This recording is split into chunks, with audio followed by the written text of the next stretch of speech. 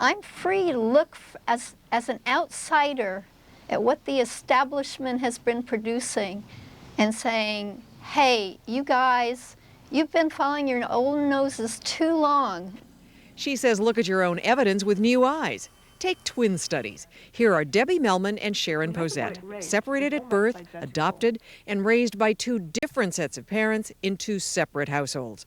Reunited just a couple of years ago, they turned out, well, hard to tell apart. You're standing here and you're there. Yeah, you're there. But and your voice you know is you're coming not out there because you're here. Twins who are split up are just as similar in personality as twins who are reared together. And that can't really be explained by the idea that the home environment is what, makes you turn out the way you are. What does determine what sort of adult you'll become? Well, that's a very good question. Part of the answer is genes. We've always known that. But the question is what besides genes makes people turn out the way they do. Harris believes children are molded by the people they hang out with, the kids, the peer group. Oh my God, you're 300. I believe that human beings are designed by evolution to adapt to a group and to become a accepted and valuable member of a group, and that this is the child's goal almost from the beginning. What they have to do is to look for a group of people that are like themselves, figure out how that group of people acts, and a child tries to adapt his or her behavior to the behavior of the group. Harris says this adaptation is evident in immigrant families. The Jaws came from China 12 years ago, but mom and dad haven't been able to master any English. Not so the children. Harris says they don't just speak the language, they do it with barely the trace of an accent. And that proves that children adapt to the group. One of the most influential linguists in this country agrees with her. Chairman of psychology at MIT, Steven Pinker.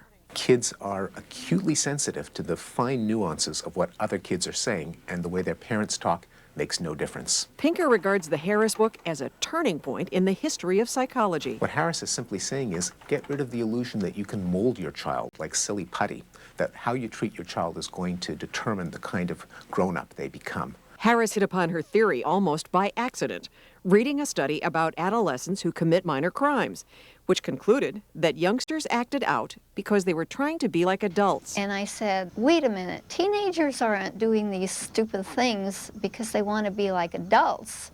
If they wanted to be like adults, they'd be doing boring things like figuring out their taxes or sorting the laundry. They're trying to show that they can thumb their nose at adult customs and rules. And that gave me the idea that teenagers identified with a group called teenagers. She quotes studies on teenage smoking that found that kids took up the habit not because their parents smoked, but because their friends did. When I asked 8th graders at Baldwin Middle School on Long Island who they thought had more influence, it set off another debate. My friends, because they're going to be out in the world with me, not my parents. Friends, because you're around them more than your family. Your parents do support the foundation of how you act, but you gain more experience from your friends. I think my parents would influence me more because they would have more experience. Parents teach you the big things, right from wrong and stuff like that, and your friends teach you little things, but they keep building up because they teach you a lot. Dr. Alan Sarof at the University of Minnesota has dedicated his career to studying parents and their children. He says Harris just ignores evidence that contradicts her theory, including his work. There's been research for 30 years showing that what peers primarily influence are superficial aspects of behavior. How you dress, music preferences, slang vocabulary, hairstyles, makeup styles. But what parents influence more, your basic moral character, your values, your conscience.